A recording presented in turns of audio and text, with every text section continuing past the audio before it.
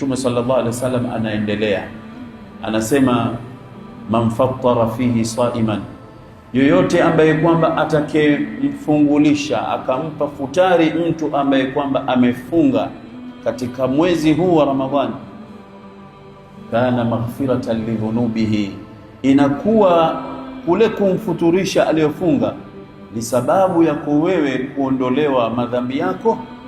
Sio hivyo tu, wa itqa raqabatihi minan nar, na kuachiliwa mbali na moto. Sio hivyo tu, Mtume sallallahu alaihi wasallam anaendelea, anasema wa kana lahu, na huyo mtu anapata ujira wa yule mtu aliyempa futari na kumfunguliza. Ujira wa yule mtu anaupata ye basi na kupungukiwa chochote yule ambaye kwamba amemfuturisha. Yeye anapata thawabu zake, kama kaandikiwa 10, zile 10 unapewa na wewe, na yeye yule hapungukiwi chochote.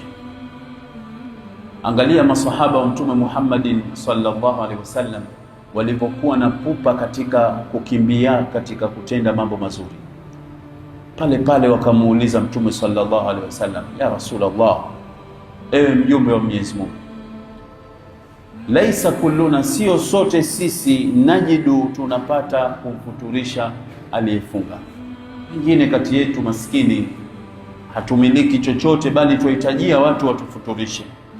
Kwa hiyo hizi thawabu ya Rasulullah zitachukuliwa na baadhi ya watu watavikosa. Mtume sallallahu alaihi wasallam anatoa maelekezo ya ajabu, anafuta ufahamu ambao kwamba uko katika wengi wa watu.